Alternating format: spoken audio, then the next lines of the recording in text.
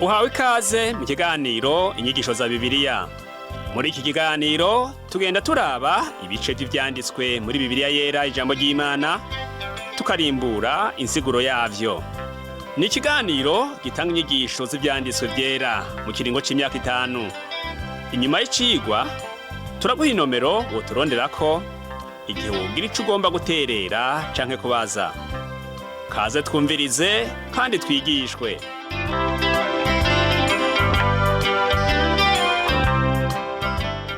Nshuti nawe mugenzi uri kurumviriza zino nyigisho za Bibiliya, ndakuramukije amahoro y'Umwami wacu Yesu Kristo abane nawe.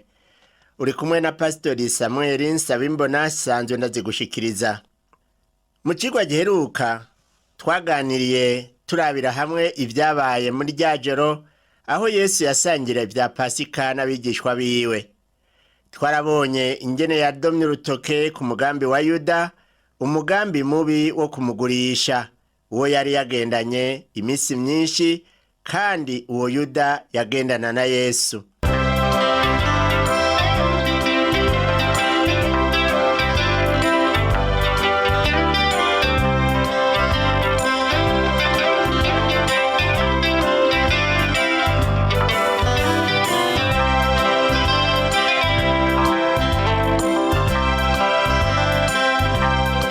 Tugomba dushishikare turabe ivyabaye muri iryo joro, ari ryo yatangurijemwo ingaburo yera. Kuva ku murongo wa 26 wo muri iki gitabu c'ubutumwa bwiza uko bwanditswe na Yohana, co muri ubu butumwa bwiza uko bwanditswe na Matayo, igihimba ca 26 haravuga ngo, bariko bararya, Yesu yakira umutsima awuhezagiye, arawumanyagura, awuha abigishwa ati, nimwakire murye, ubu ni umubiri wanje. Yakira igikombe agishimira Imana, arakibaha ati, nimunyweko mwese, kuko iki ari amaraso y'isezerano rishasha riviriye benshi ngo baharigwe ibyaha. Hano niho tubona Yesu atanguza ingaburo yera. Ico kintu kirahambaye yakoze, yagikoze mu minsi ya Pasika. Iyo Pasika nayo ikaba yari igeze habi, kuko yaza iriko iratituka mu mico y'Abisirayeli. Igikombe kimaze guca imbere y'umwe wese, niho Yesu yatangaza yuko atanguje ingaburo yera. Ako kanya muri uwo munsi mukuru baciye baririmba amazaburi, kuva kuri zaburi 111 kugeza kuri zaburi 118. Izo zaburi nawe woziririmba ukumva ico Imana izikubwiramwo. Uzokwibuke yuko Umwami Yesu nawe yaziririmbye muri iryo joro ry'intibagiranwa. Muri iyo ngaburo ya nyuma niho Yesu yashinze icibutso ciwe gikomeye, kitubatswe mu vyuma canke mu mabuye y'agaciro harimwo n'isima. Ico cibutso kigizwe n'ibintu bibiri bisanzwe, ari vyo umukate n'umuvinyu. Ivyo nivyo n'ubu bitwibutsa urupfu rwa Yesu Kristo kugezaho azogarukira. Umurongo wa 29 uvuga ngo, ariko ndababwire yuko uhereye none ntazosubira kunywa kuri izi nzabibu gushitsa kuri wa musi nzosangirira namwe umutobe wazo mushasha mu bwami bwa Data. Pasika izoguma yibukwa no mu bwami bwa Data buzoza. Yesu yavuze yuko muri ubwo bwami ariho azosubira kunywera ikivuye muri izo nzabibu. Aho rero ni muri bwa bwami bw'imyaka 1000.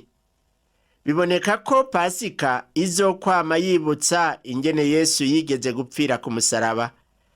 Ku murongo wa 30 naho haravuga ngo, bahejeje kuririmba barasohoka baja ku musozi wa Elayono.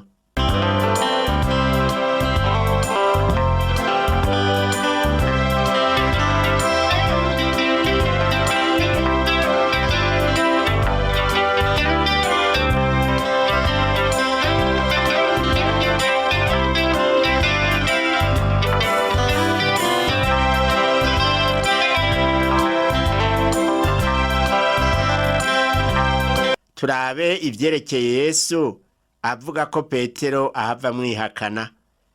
Mu gitabo ca Matayo mu gihimba ca 26 umurongo wa 31 haravuga ngo, maze Yesu arababwira ati, mwebwe mwese muri iri joro ivyanje bihava bibatsitaza, kuko handitswe ngo, nzokubita umwungere intama z'umukuku zisanzare. Iri ni jambo riri mu buhanuzi bwa Zakariya mu gihimba ca 13 umurongo w'indwi. Mu butumwa bwiza bwanditswe na Matayo igihimba ca 26 umurongo wa 32 n'uwa 33 naho haravuga ngo, ariko ninamara kuzugwa nzobitangira imbere kuja i Galilaya. Petero aramwishura ati, vyawe niyo vyotsitaza bose, jeho ntaho bizontsitaza.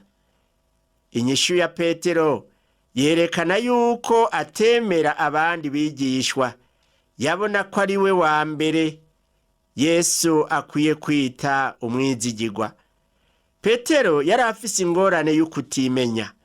Iyo niyo ngorane n'uwu munsi abantu benshi dufise.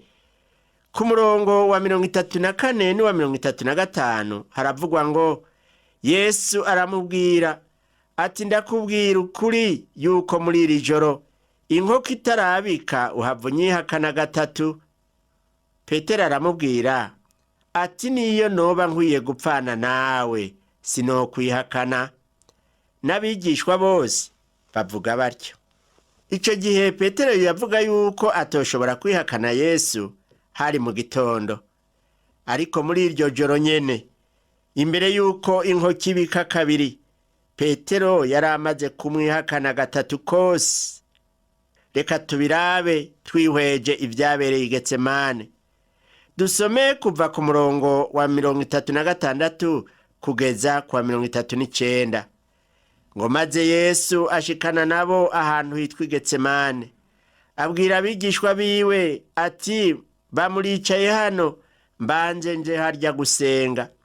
Ajana Petero na bene Zebedayo bombi, atangura kubabara no guhagarika umutima cane.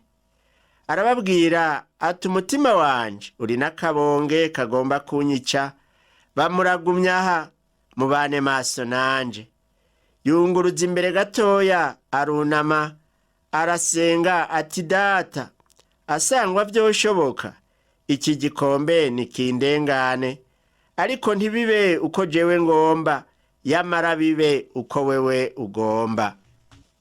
Turavye neza iri sengesho rya Yesu, ico gikombe yari karavuga n'umusaraba. Ibiri muri ico gikombe navyo ni ivyaha vy'abari mw'isi. Hari ikintu umengo ntitubona neza kirengeye urupfu n'imibabaro yo ku musaraba.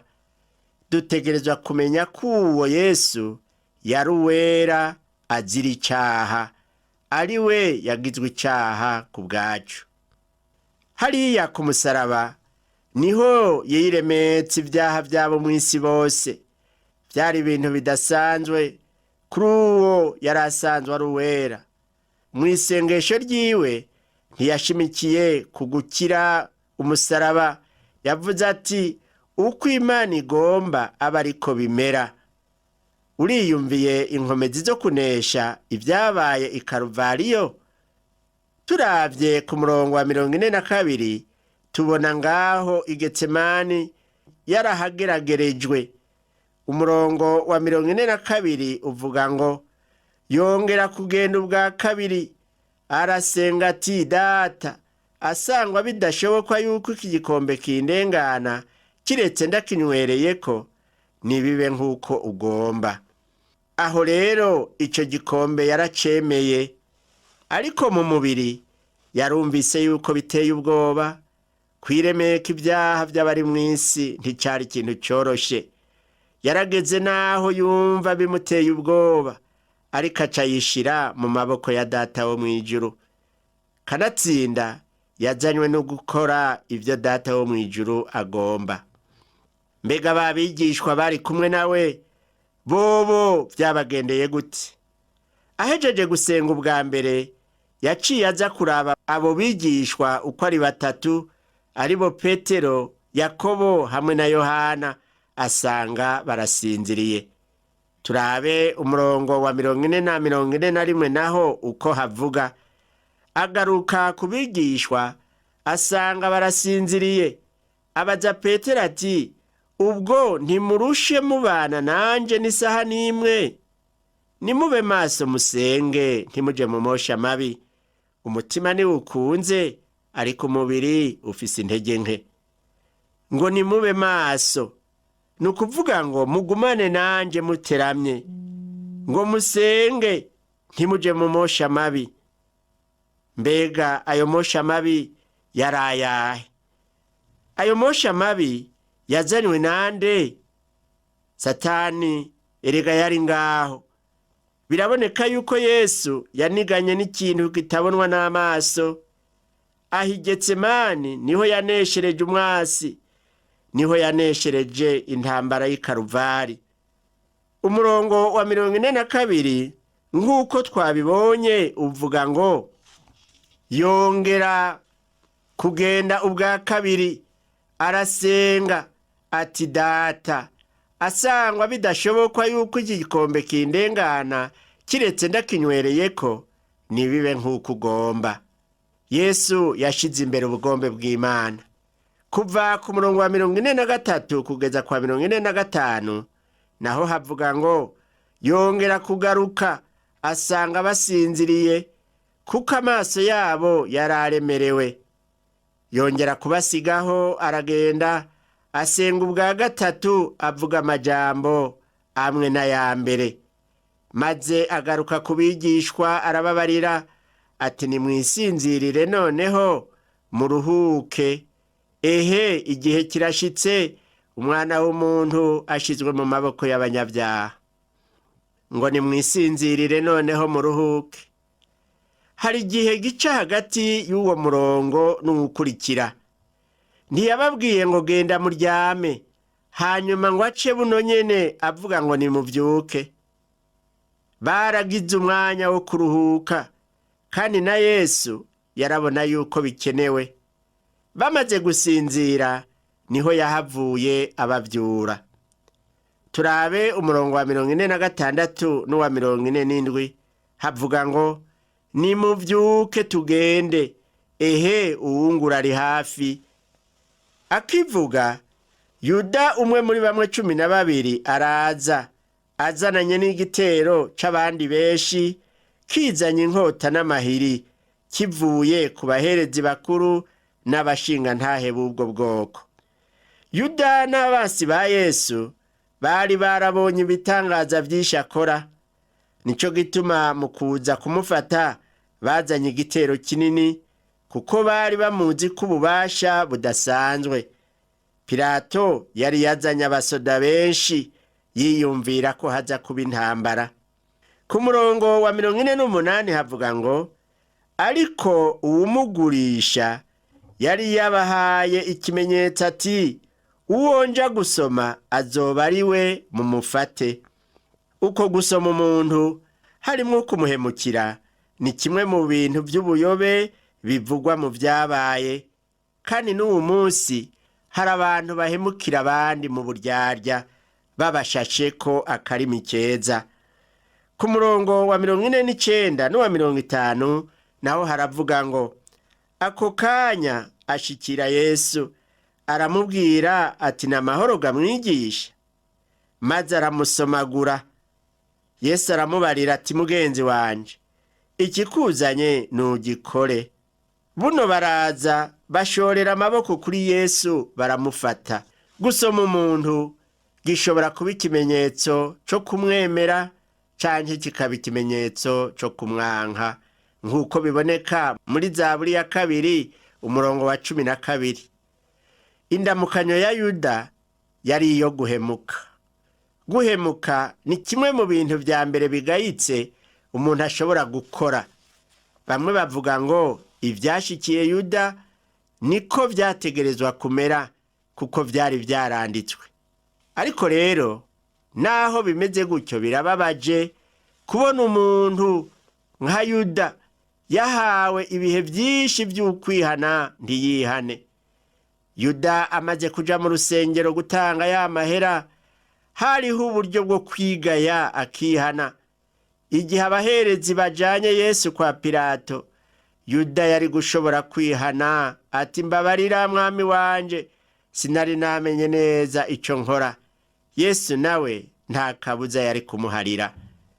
Umurongo wa 51 uravuga ngo, maze umwe mu bari kumwe na Yesu atuma ukuboko asokora inkota yiwe, ayikubita umushumba w'umuherezi mukuru amuca ugutwi.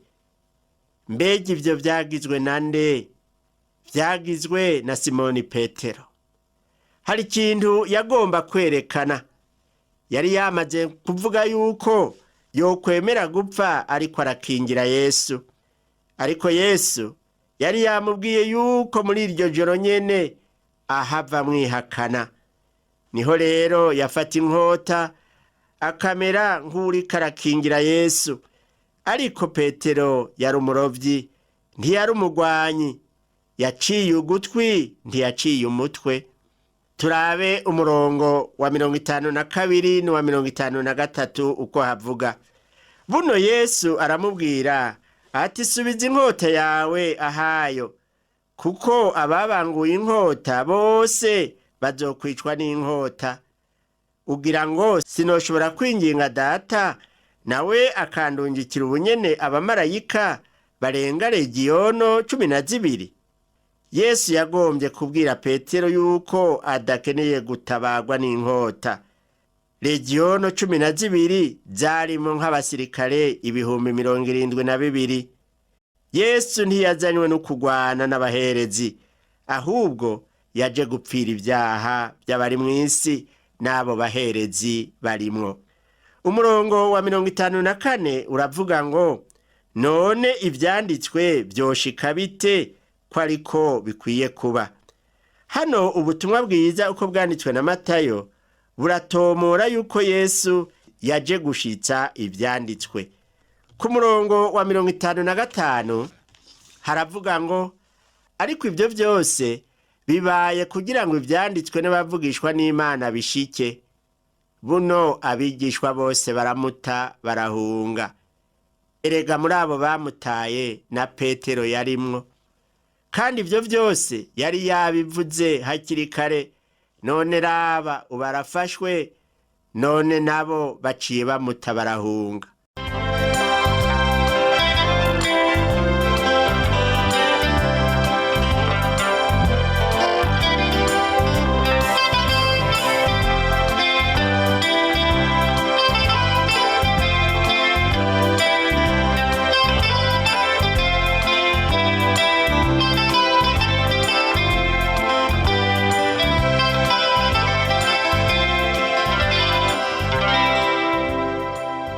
Turabe rero ivyerekeye Yesu ari ku kirimba c'umuherezi mukuru. Umurongo wa 57 uravuga ngo, abafashe Yesu bamujana kwa Kayafa umuherezi mukuru. Niho abanyabwenge b'ivyanditswe n'abashinga ntahe bari bakoraniye. Mu nyuma turabona yuko ivyo byose vyari vyateguwe na sebukwe wa Kayafa. Ariko batangurira ku muherezi mukuru Kayafa ngo Yesu aciga urubanza. Kubera yuko abaherezi bakuru bari bateguye gusaba ubutegetsi bw'Abaroma yuko Yesu yobambwa agahabwa igihano cyo gupfa, bategerezwa rero muri iryo joro nyene kumvikana, bakavugana ivyo guserukana Yesu imbere ya Pilato mu gitondo. Umurongo wa 58 uvuga ngo, ariko Petero amuja inyuma barengarenguka gushitsa ku rugo rw'umuherezi mukuru, ashika imbere yicarana n'abateramyi ngo arabe amaherezo. Petero yarakurikiye Yesu barengarenguka. Natwe uwo munsi haraho ingorane zo gukurikira Yesu turi kure usanga zadushikiye. Umuntu Yesu akarenga nawe arenguka. Uwo Petero arinjira aho abantu bakoraniye, ararindira ngo arabe amaherezo. Ariko inyuma y'akanya gato hari hageze yuko ahava mwihakana. Ku murongo wa 59 n'uwa 60 haravuga ngo abaherezi bakuru n'abagize inama nkuru, abacamanza mu Bayuda bose baronderera Yesu ibirego by'ibinyoma ngo babone ingene bomwica, ariko barabibura, naho haje abigira ivyabo na benshi. Ubuheruka haciye haza babiri. Urabona abaherezi bakuru, kubera yuko ataco bari bafise kiboneka barega Yesu, baciye barondera ivyabo na by'ibinyoma. Umurongo wa 61 uravuga ngo batuyo yagize ngo yoshobora gusambura urusengero rw'Imana akagubaka mu minsi 3. Ico cari kinyoma bariko bararementaniriza umwami Yesu. Mu butumwa bwiza uko bwanditswe na Yohana mu gihimba ca 2 umurongo wa 19 kugeza ku wa 22 dusanga n'abigishwa ba Yesu batatahuye aho yababarira ibyo gusambura urusengero no kugubaka mu minsi 3. Bagiye kubitahura aho amariye kuzuka. Uwo yaje kumwagiriza rero yari umwe muri abo bari aho hantu yavugiye ibyo, aca murementaniriza afatiye ku vyo atatahuye. Ku murongo wa 68 havuga ngo umuherezi mukuru arahaguruka aramubaza ati ntaco wiregura? Aba bakwagirije iki? Yagomba ko Yesu yishura kugira ngo uwo muherezi aca mwagiriza ikindi kinyoma yateguye, ariko Yesu yaciye yihorera. Ku murongo wa 63 naho haravuga ngo ariko Yesu arihorera. Umuherezi mukuru aramubwira ati ndakurahiye Imana nzima, tubarire ko ari wewe Kristo umwana w'Imana. Aho rero niho umuherezi yarabajije ikibazo gitomoye, kandi Yesu aho ntiyashoboye kwiyumanganya, kuko tubona ku murongo wa 64 Yesu ngo aramwishura aturabivuze. Yamara ndababwira yuko uhereye ubu muzobona umwana w'umuntu yicaye iburyo bw'ububasha ari mu bicu byo kwijuru. Haleluya. Hano rero Yesu yavuze ati urabivuze, ni umwana w'umuntu. Iryo niryo zina rikomeye, mbere niryo n'abavugishwa n'Imana bakoresha nka Daniyeli na Ezekiyeli bavuga umwana w'umuntu. Turabe umurongo wa 65 naho havuga ngo buno umuherezi mukuru yitantamurira ko impuzu ziwe ati ararogose, turacaronderera iki ibyabona? Ehe, muri yumviye ingene arogose. Uko kwitaburira ko impuzu vyerekana ukuraka kurengeje, kuko yumvise igitutsi cy'ubuyobe. Aho rero baciye babona yuko bagiye kuronka ico bagiriza Yesu. Bari baronse urwitwazo, kuko ibyo yaravuze kwari ukuri, ariko bo ntibagomba kuvyumva. Kuva ku murongo wa 66 kugeza ku wa 68 naho haravuga ngo mugira ngo iki? Nabo baramwishura batakwiye gupfa. Buno bamuvuma amate mu maso, bamukubita ibipfusi, abandi bamukubita amakofi, bati yewe Kristo tubwire nindagukubise. Yesu baramwanse urunuka. Uko niko n'uwo munsi abantu benshi banka Yesu urunuka. Iyo tukiri muri kameremere kacu tuba turiko turanka Yesu, tuba twanka n'Imana. Nshuti nawe mugenzi uri kurumviriza kino cigwa cuno munsi, ukwiye kwitegereza ingene ubayeho. Aha hantu imbere y'uwo muherezi mukuru Yesu yarahakubitiwe, aratukwa, aravumwa amate mu maso. Abaravuga bati yewe Kristo tubwire nindagukubise. Baramukinishije, bamera nk'abamutera ku nk'umupira, bamukinirako ibirori, mbere boba baranamupfutse mu maso, baramucuranguza, ngo ninde agukubise. Ariko biraboneka yuko bataheza ngo bamuhe umwanya wo kuvuga, avuze ibyo bamubajije.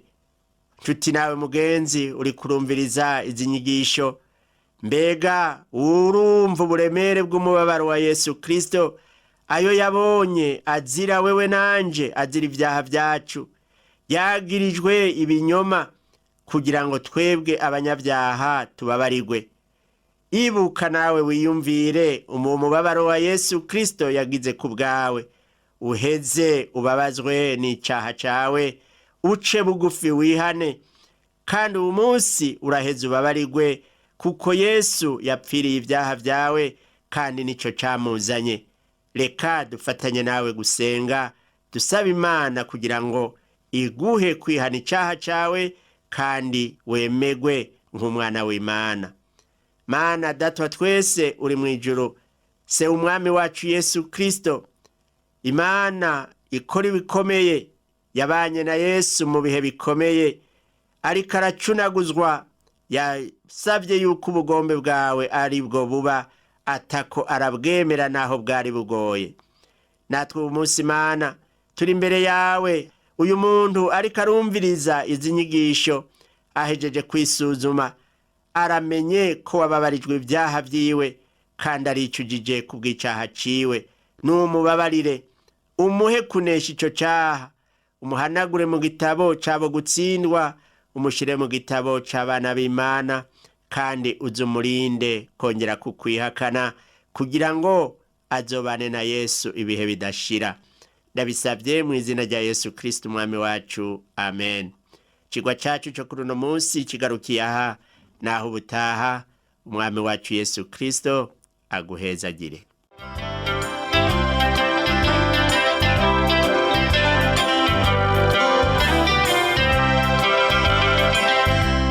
Wakoze kumviriza icigwa c'ijambo ry'Imana c'uyu munsi. Ushobora kumviriza n'ibindi biganiro by'inyigisho za Bibiliya, canke ukabikwega kuri uru rubuga rwa interinete rukurikira: http utuburungu tubiri uturongo tubiri duhengetse ttb akaburungu twr akaburungu.org. Ushobora kumviriza ikiganiro cyo muri indwi, canke ugafyonda ahanditswe ngo rondera ukurikije itariki, kugira ngo wumvirize ikiganiro camaze kurengana. Ushobora no gufyonda ahanditswe ngo rondera ukurikije ibyanditswe, kugira ngo wumve ibiri muri ico gice cy'ibyanditswe byera ugomba. Ufise ico wunganira canke ubaza, twandikire. Email ni